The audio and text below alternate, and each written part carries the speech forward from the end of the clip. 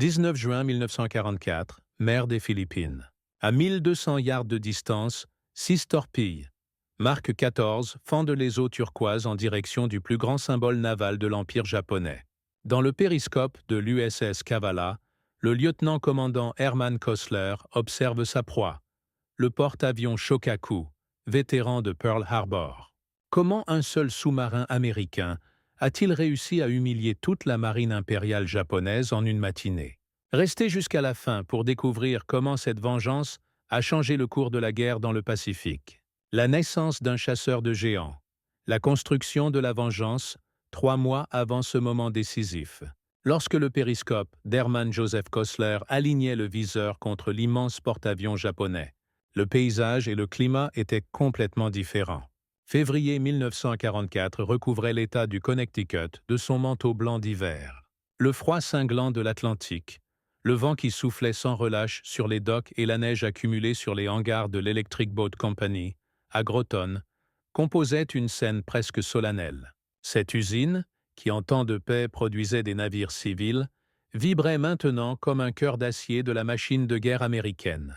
Chaque étincelle de soudure, chaque coup de marteau contre le métal, chaque rivetage était la preuve qu'une nation entière s'était transformée en arsenal. Sous ce climat glacial, une coque d'acier de 311 pieds glissait sur les rampes de construction et touchait l'eau pour la première fois. Naissait l'USS Kavala, SS-244. À première vue, pour des yeux profanes, il pouvait sembler n'être qu'un sous-marin de plus de la flotte américaine croissante. Mais pour les ingénieurs, les ouvriers et les officiers qui assistaient à ce baptême métallique, le Kavala était bien plus qu'un navire de guerre. Il représentait la matérialisation d'une promesse faite depuis le matin du 7 décembre 1941. La promesse de vengeance contre ceux qui avaient humilié les États-Unis à Pearl Harbor.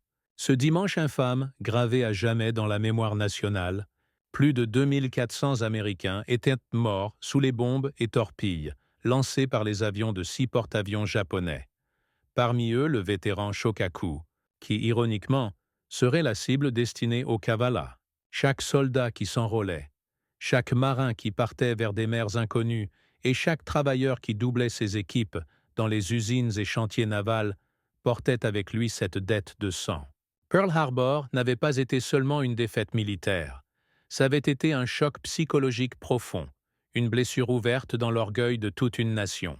La flotte du Pacifique réduite à des débris fumants, des cuirassés renversés dans la boue du port, des colonnes de fumée noire s'élevant au-dessus d'Hawaï.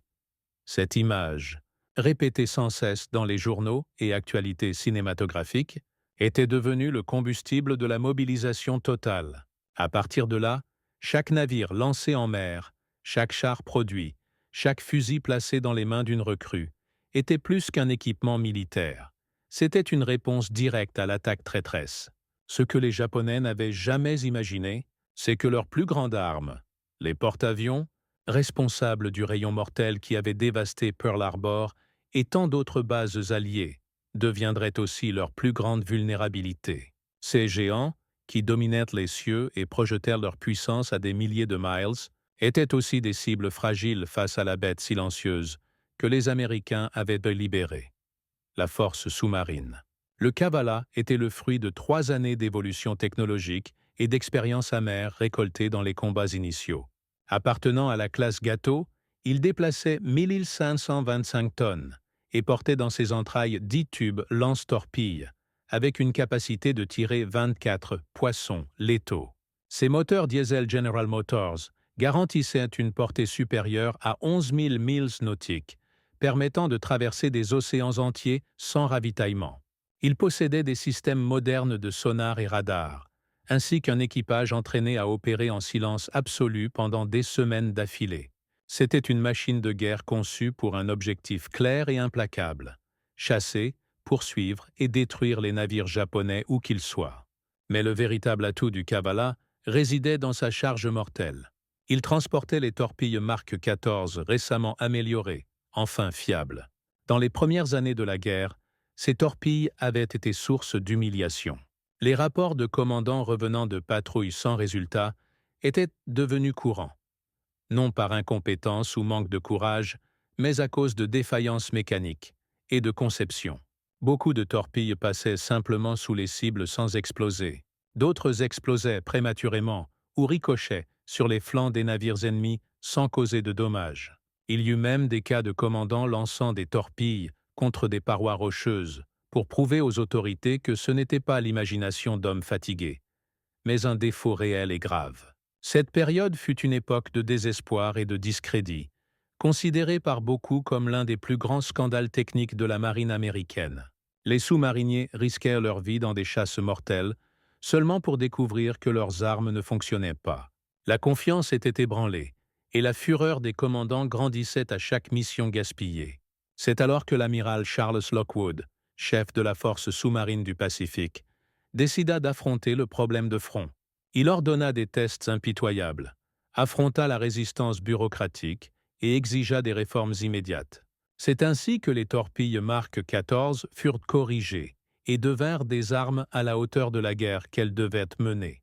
Comme Lockwood le résuma dans une phrase qui se répandit rapidement parmi les sous-mariniers, leur rendant fierté et confiance, nos sous-marins étaient des lions avec des dents de caoutchouc.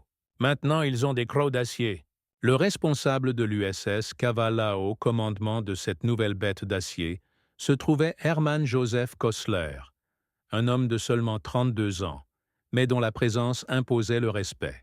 Natif de Norfolk, Virginie, et diplômé de la prestigieuse Académie navale des États-Unis, Kostler était la personnification de la nouvelle génération d'officiers façonnés par la guerre, des hommes qui n'étudiaient pas seulement les tactiques, mais qui avaient de forger leur caractère dans le feu du combat réel. Avant de prendre le commandement du Kavala, il avait servi comme second sur l'USS Swordfish, un sous-marin vétéran du Pacifique, participant à 3 patrouilles de combat rigoureuses et mortelles. Là, entre plongées silencieuses et fuites serrées, Kostler avait appris les mathématiques implacables de la guerre sous-marine.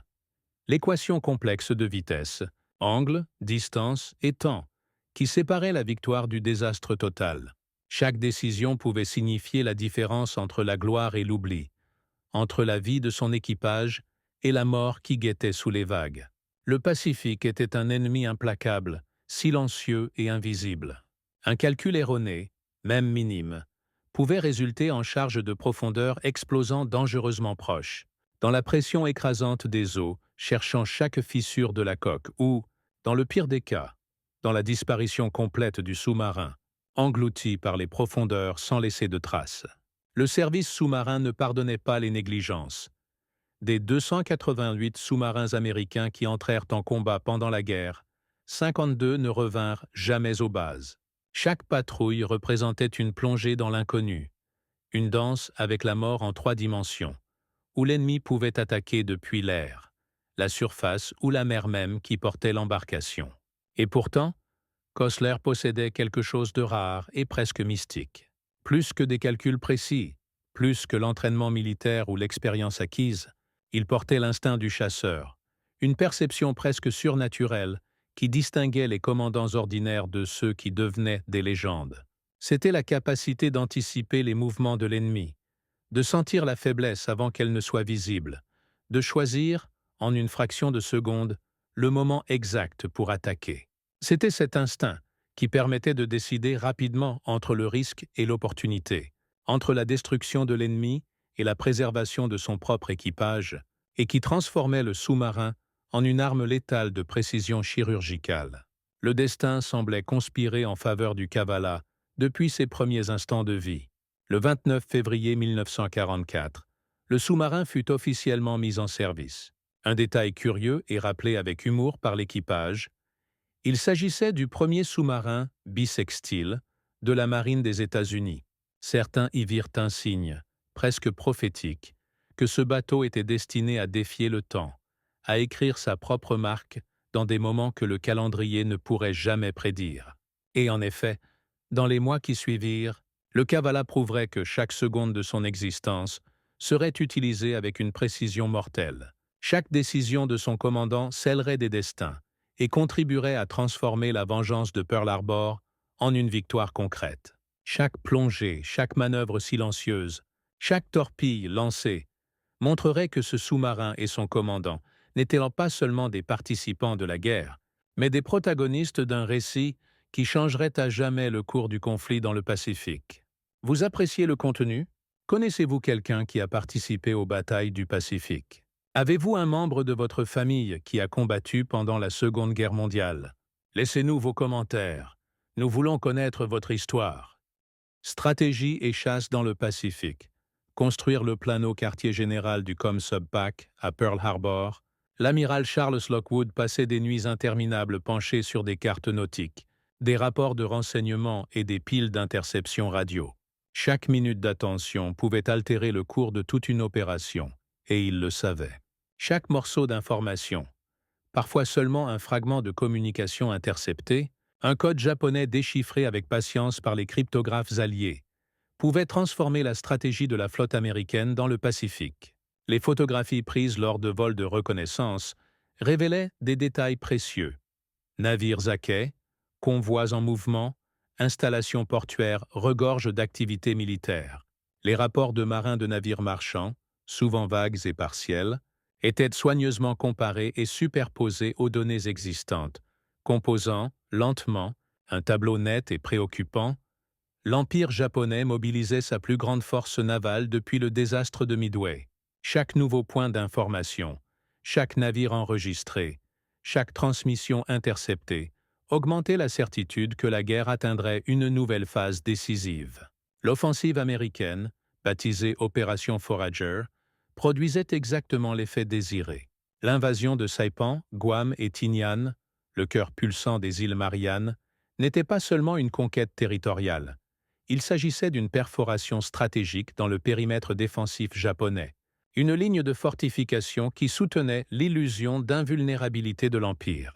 Si ces îles tombaient, les bombardiers B-29 américains auraient des bases assez proches pour frapper directement le territoire japonais, une menace que le haut commandement japonais ne pouvait ignorer. La réponse japonaise ne tarda pas. Du Japon appareilla, sous la direction de l'amiral Jisaburo Ozawa, la plus grande force navale depuis la bataille de Midway. 9 porte-avions, 5 cuirassés, 13 croiseurs et 28 destroyers composaient la flotte mobile. Une démonstration de force impressionnante, mais chargée de risques. Chaque navire était un géant d'acier, une promesse de destruction, mais aussi une cible colossale potentielle. Face à cette menace, Lockwood prit une décision qui briserait les paradigmes. Au lieu d'envoyer des sous-marins isolés, dispersés dans le Pacifique, il créa une innovation tactique qui deviendrait historique. La ligne de piquet sous-marine coordonnée. Il traça un carré de 60 milles nautiques dans la mer des Philippines, et chaque extrémité fut occupée par des sous-marins stratégiques, USS Albacore, Finback, Bong, Stingray et bien sûr, le Kavala. Ces sous-marins n'étaient pas de simples chasseurs. Ils étaient des sentinelles silencieuses, chacun préparé à observer, attendre et attaquer au moment décisif. L'idée était de transformer l'océan en un champ de mort invisible, où tout mouvement ennemi serait détecté et châtié avant de pouvoir atteindre ses objectifs. Lockwood expliqua personnellement à ses commandants « Vous êtes mes yeux et mon épée. Le centre reste libre pour que notre flotte manœuvre. Les bordures, cependant, sont surveillées par des armes qui attaquent sans avertissement. La stratégie exigeait une discipline absolue, de la coordination et des nerfs d'acier. Et, le 31 mai 1944, l'USS Kavala quittait Pearl Harbor pour sa première patrouille de combat réelle, sous le commandement d'Hermann Joseph Kossler. C'étaient les débuts de Kossler comme commandant, et l'expectative planait comme une ombre sur chaque homme à bord. L'océan s'étendait devant eux, apparemment calme, un désert bleu qui cachait des dangers dans chaque couche, du ciel, de la surface et des profondeurs mêmes. Les premiers jours furent une leçon de patience et de tension. Pendant le jour, le Kavala restait submergé, presque immobile, comme un prédateur attendant sa proie, réduisant au minimum la chance d'être détecté par les yeux attentifs de la marine impériale. La nuit, il émergeait pour recharger les batteries et parcourir de longues distances en surface, profitant de l'obscurité comme couverture. Chaque manœuvre exigeait un calcul méticuleux, la connaissance des courants, du vent et de la position des ennemis connus et probables. À l'intérieur du sous-marin, la vie était un mélange de claustrophobie et de tension constante. 72 hommes partageaient des couloirs étroits, supportant une chaleur intense, un air recyclé et des odeurs de diesel et de sueur humaine.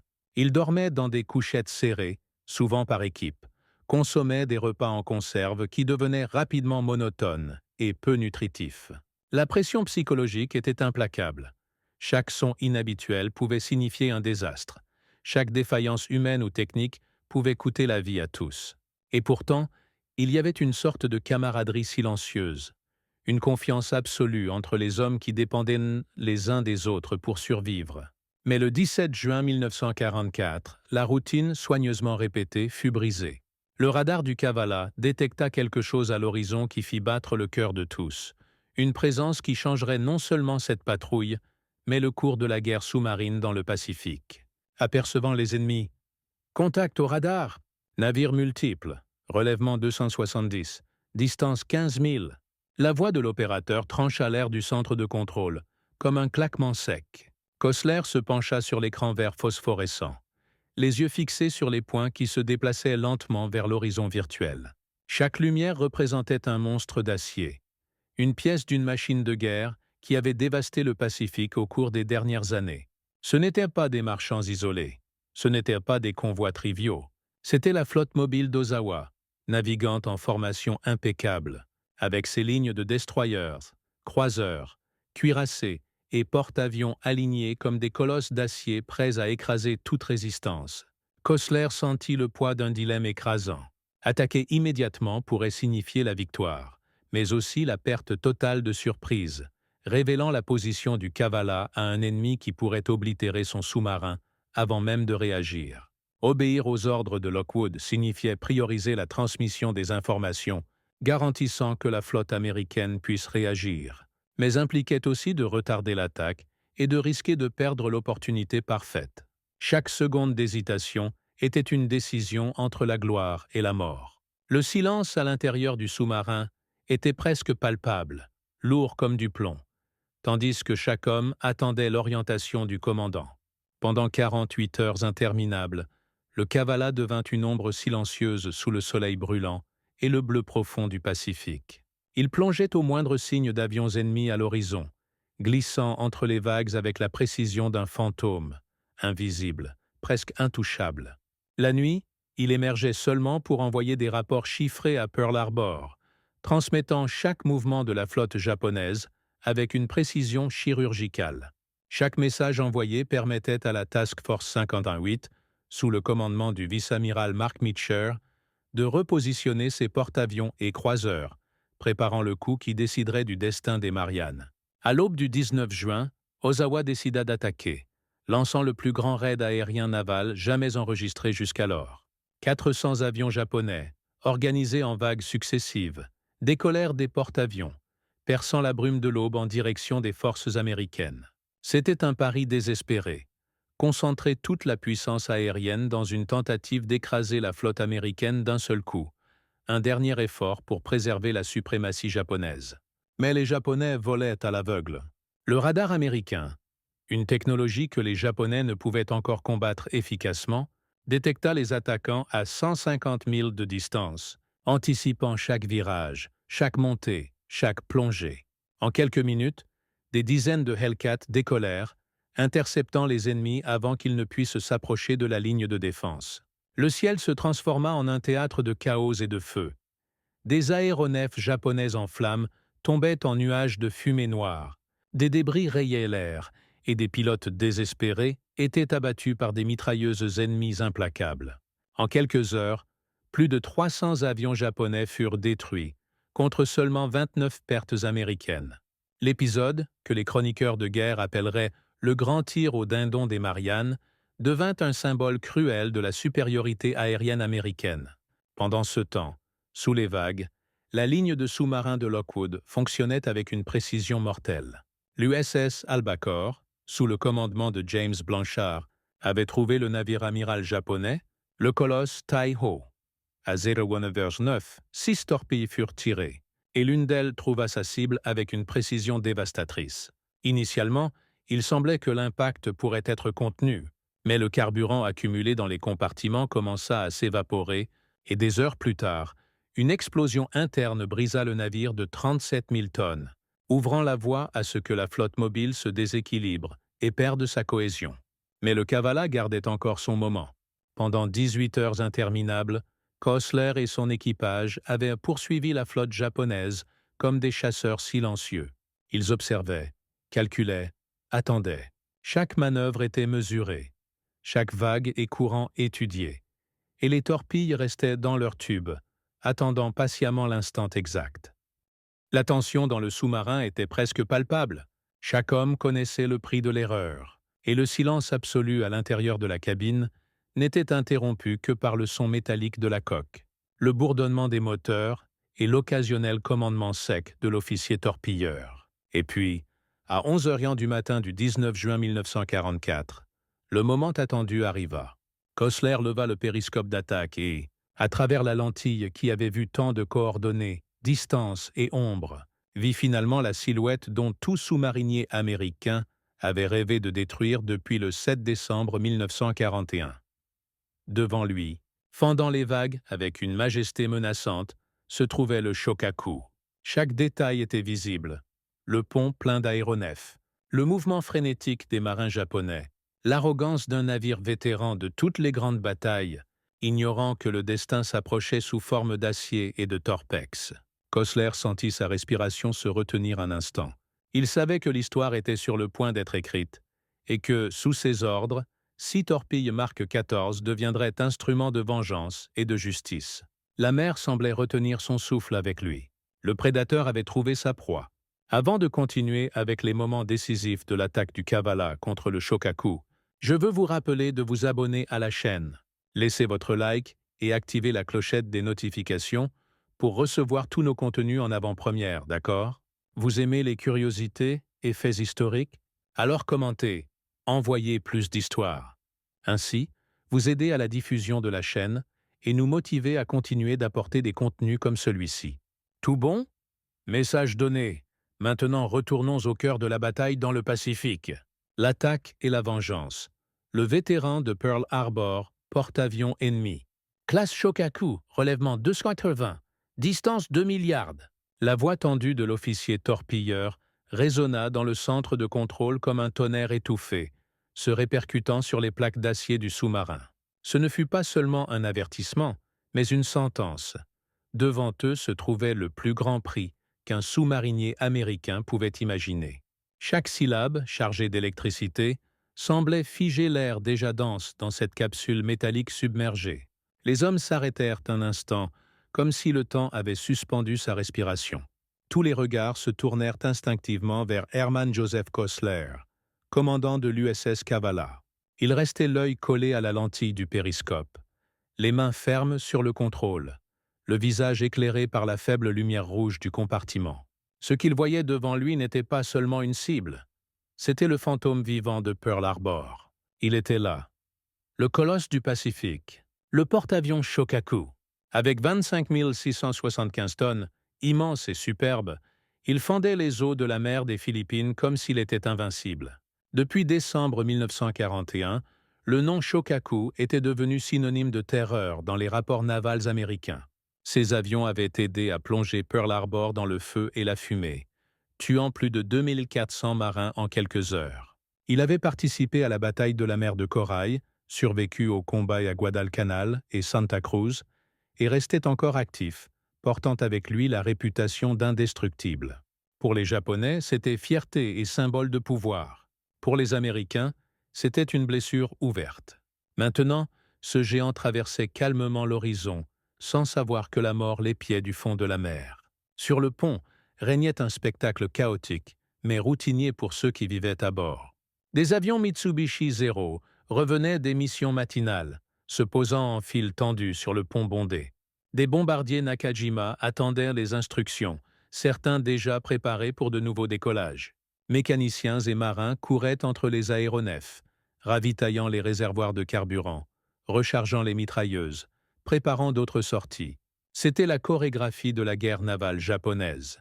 Rapide, précise, apparemment invulnérable. Mais à cet instant, tout ce mouvement était aveugle. Aucun d'eux ne percevait qu'à 1200 yards de distance, sous la surface calme, Un œil invisible les observait avec une patience prédatrice. Kossler abaissa lentement le périscope. Le silence dans le centre de contrôle était presque absolu, brisé seulement par le bourdonnement des moteurs et le craquement métallique des valves.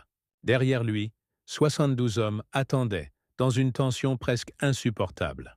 Il n'y avait pas de place pour des discours ou explications. Tous savaient ce qui était en jeu. Des années d'entraînement, des mois de patrouille, des nuits sans sommeil, tout convergeait vers ce moment. C'était l'instant pour lequel l'Amérique entière attendait. Poste de combat? Solution de tir pour 6 torpilles. Les mots de Kossler déclenchèrent une transformation instantanée. L'environnement, auparavant étouffé par le suspense, explosa en activité contrôlée. Chaque homme prit sa fonction comme partie d'un engrenage impeccable. L'officier torpilleur, le regard fixe, tournait les boutons et ajustait les calculs sur les ordinateurs mécaniques de tir. Le timonier, les mains fermes sur le manche, maintenait le cap aligné, transformant le sous-marin en une lame cachée sous la mer. L'officier de plongée surveillait la profondeur comme un chirurgien, attentif à chaque oscillation. Aucun mot n'était gaspillé. Seulement des commandements courts, précis, froids. À 11h11, Kossler leva le périscope pour la dernière fois. Et ce qu'il vit confirma ses espoirs. Le Shokaku avançait à toute vitesse. 25 nœuds, sans aucune méfiance, naviguant droit vers la ligne de tir. Distance, 1200 yards. Angle, parfait. Le destin était tracé. Sa main planait au-dessus des déclencheurs. Dans les tubes, 6 torpilles. Mark 14 attendait comme des bêtes encagées. Chacune portait 1900 livres de torpex. Explosif dévastateur, capable de briser un navire en deux. Mais pour ces hommes, les torpilles étaient plus que des armes. Elles étaient la matérialisation de 3 années de frustration. Des torpilles qui avant échouaient, qui n'explosaient pas, qui ratèrent la cible. Combien de missions s'étaient terminées en silence amer à cause d'elles? Combien de vies avaient été gaspillées? Maintenant? Non. Maintenant, enfin, elles fonctionneraient. Kossler ferma les yeux un instant, respira profondément et murmura, presque comme une prière. Un serment silencieux qui condensait le poids de tout le sang versé en 1941. Pour la mémoire des morts de Pearl Harbor, Feu 1. L'écho du commandement résonna. Feu 1, Feu 2, Feu 3, Feu 4, Feu 5, Feu 6. Comme des battements de tambour lors d'un enterrement, chaque ordre fut suivi par le son métallique et sourd des torpilles, quittant leur tube. 6 projectiles d'acier furent crachés dans la mer, l'un après l'autre, avec des intervalles chronométrés. Là-haut, invisibles sous la surface, elles accéléraient. Ajustées pour 15 pieds de profondeur, elles couraient à 46 nœuds, transformant l'eau en sillage mortel. Chacune portait non seulement des explosifs, mais 3 années de haine contenue, de perte, de désir de justice. Kossler n'attendit pas l'impact. Il savait ce qui viendrait. Plongée d'urgence. 300 pieds. Immédiatement, le Kavala sombra comme une pierre d'acier dans l'abîme, plongeant pour échapper aux représailles qui viendraient. Au-dessus de lui, le Shokaku continuait, sans savoir que sa sentence avait déjà été signée. Sur le pont japonais, quelques secondes plus tard, des yeux incrédules perçurent des traces blanches coupant la surface. Premier cri, puis sirène, puis ordres en japonais résonnant dans le désespoir. Mais il était trop tard. Aucune manœuvre ne pouvait arrêter 6 flèches d'acier tirées en silence. Et la mer retint son souffle, attendant l'impact inévitable.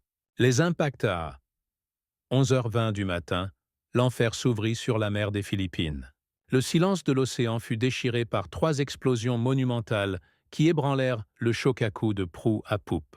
Le premier impact frappa sous la ligne de flottaison, rompant les compartiments étanches et ouvrant une blessure létale dans la coque. L'eau jaillit avec fureur dans les ponts inférieurs, inondant salles des machines, logements et dépôts. L'acier du géant gémit comme s'il était créature vivante, se brisant intérieurement, sa colonne vertébrale fracturée par la force invisible des torpilles. Quelques secondes plus tard, la seconde torpille trouva le cœur du porte-avions, les dépôts de carburant d'aviation. L'explosion fut si violente que le pont trembla comme un tremblement de terre. Les réserves d'essence s'enflammèrent instantanément, lançant des flammes qui se répandirent comme une vague dévorante. En un clin d'œil, l'énorme surface d'envol se convertit en un enfer incandescent, où les flammes dansaient entre les avions stationnés comme des torches condamnées. Le troisième impact scella le destin. La torpille frappa les systèmes de contrôle des avaries, le dernier recours de survie d'un navire en combat. Avec eux détruits, toute tentative de contenir l'eau ou de contrôler les incendies devint inutile. C'était comme si l'âme même du Shokaku avait été arrachée. En quelques minutes, l'orgueil de la marine impériale était méconnaissable. Les avions qui attendaient le ravitaillement explosèrent en boules de feu, sautant dans les airs comme des météores en flammes. Bombes, torpilles et munitions stockées dans les ponts secondaires commencèrent à détonner en séquence, dans un spectacle de feu et d'acier qui lacérait le navire de l'intérieur. Des morceaux de métal étaient lancés à des centaines de mètres, tombant dans la mer comme une pluie de débris. Sur le pont, les marins japonais couraient en panique, certains tentant d'organiser tuyaux et lignes de lutte contre l'incendie, d'autres abandonnant tout espoir. Beaucoup sautaient directement dans les eaux souillées d'huile, préférant risquer la mer ouverte plutôt qu'affronter la fureur des flammes. L'air se remplit de fumée noire et toxique, si dense qu'elle obscurcissait le ciel et était visible à des dizaines de milles de distance. Dans le centre de commandement, le capitaine Hiroshi Matsubara luttait contre l'impossible. Il criait des ordres, exigeait des rapports, tentait de maintenir la discipline. Les pompes à eau travaillaient à la limite, mais étaient inutiles face à la dévastation. Les brigades de confinement avancèrent par des couloirs en braise, souvent étant consumés avant même d'atteindre les foyers d'incendie. C'était comme essayer d'éteindre un volcan avec des seaux d'eau. Matsubara savait, bien qu'il ne l'admette pas à voix haute, le navire était condamné. Tandis que le colosse japonais brûlait, le Kavala affrontait son propre cauchemar. 4 destroyers ennemis convergèrent vers la position estimée du sous-marin comme des loups attirés par l'odeur du sang. Bientôt, la vengeance se manifesta sous forme de charges de profondeur, lancées en série contre les eaux. Pendant 3 heures interminables, plus de 106 charges de profondeur furent déversées. Chaque explosion faisait trembler la coque du Kavala, comme s'il était sur le point d'être écrasé. Les ampoules éclataient en cascade, les valves se détachaient, des fuites apparaissaient dans les joints d'acier. L'air à l'intérieur du sous-marin devint lourd, saturé par l'odeur d'huile, de sueur et de peur contenue. Les hommes se maintenaient dans un silence sépulcral, seuls les yeux transmettant la terreur réprimée. Chaque explosion semblait annoncer la fin, et chaque seconde de survie semblait un miracle. La coque gémissait sous la pression de l'océan, mais résistait. C'était le dernier bouclier entre les 72 hommes et la mort. Des décennies plus tard, le mécanicien en chef Joe Mitchell se souviendrait. Chaque explosion semblait la fin du monde. Nous sentions le sous-marin vibrer comme s'il allait se désintégrer. Mais le vieux Kavala continuait à nager, comme un poisson blessé qui refuse de mourir. Finalement, en fin d'après-midi, les destroyers interrompirent la chasse. Ils avaient une mission plus urgente, sauver les quelques survivants du Shokaku. À 17h30, Kosler ordonna de remonter à la profondeur de périscope. Quand il leva la lentille, ce qu'il vit le marqua à jamais. Là où naviguait auparavant l'un des plus puissants porte-avions de la flotte japonaise, il n'y avait maintenant qu'une immense tache d'huile s'étendant sur la mer, des débris flottants et des canots chargés d'hommes épuisés, beaucoup d'entre eux brûlés, blessés, en état de choc. De l'orgueil de la marine impériale, il ne restait que fumée et silence.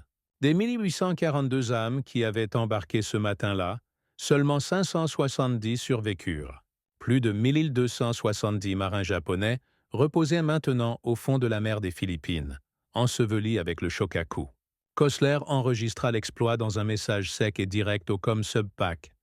3 coups confirmés sur porte-avions classe Shokaku, 105 charges de profondeur supportées. Cible coulée. Kavala opérationnel. La réponse de l'amiral Charles Lockwood entra dans l'histoire de la force sous-marine. Beau travail, Kavala. Un porte-avions en moins, 8 de plus à descendre. Le commandant ne le savait pas. Mais ce même jour, le sous-marin USS Albacore avait aussi coulé le porte-avions Taiho. En seulement quelques heures, 2 des plus grands porte-avions japonais avaient été détruits. Avec eux, s'effondrait l'épine dorsale de l'aviation embarquée japonaise. La bataille de la mer des Philippines serait rappelée comme le Great Marianas Turkey Shoot. Plus de 600 avions japonais abattus, Des centaines de pilotes vétérans tués et 2 porte-avions de flotte coulés. Les pertes américaines? Seulement 76 avions. L'amiral Jisaburo Ozawa, dans son rapport final, résuma la catastrophe en une phrase amère. La force aérienne de cette flotte mobile n'existe plus. Le Kavala continua en patrouille jusqu'en juillet, coula encore un navire japonais plus petit et retourna à Pearl Harbor en héros. Il reçut la Presidential Unit Citation, Cosler fut décoré de la Navy Cross et son équipage passa à être révéré comme exemple de la force sous-marine américaine. Mais l'exploit allait au-delà des décorations. Le naufrage du Shokaku devint symbole d'un tournant historique. Ce n'était pas seulement la destruction d'un navire, mais la fin de la capacité japonaise à projeter la puissance navale. C'était la vengeance de Pearl Harbor finalement consommée, en 6 torpilles qui changèrent le cours de la guerre. Aujourd'hui, préservé comme musée à Galveston, Texas, le Kavala repose silencieux, recevant des visiteurs qui parcourent ses couloirs étroits. L'odeur d'huile, le toucher froid de l'acier, l'étroitesse des passages serrés, tout là raconte une histoire de courage et de survie. Et dans chaque tube de torpille vide, dans chaque valve rouillée, résonne encore le souvenir de ce jour de juin 1944, où l'océan engloutit le Shokaku, et avec lui, la suprématie navale du Japon. Qu'avez-vous pensé de la vidéo d'aujourd'hui? Connaissiez-vous déjà l'histoire de l'attaque de l'USS Kavala et du naufrage du Shokaku? Y a-t-il un autre épisode de la Seconde Guerre mondiale que vous aimeriez voir ici? Dites-le nous dans les commentaires. Merci beaucoup d'avoir suivi jusqu'à la fin. N'oubliez pas de vérifier si vous êtes abonné à la chaîne, laissez votre like et activez la clochette pour ne rater aucune nouveauté historique. D'accord? À la prochaine!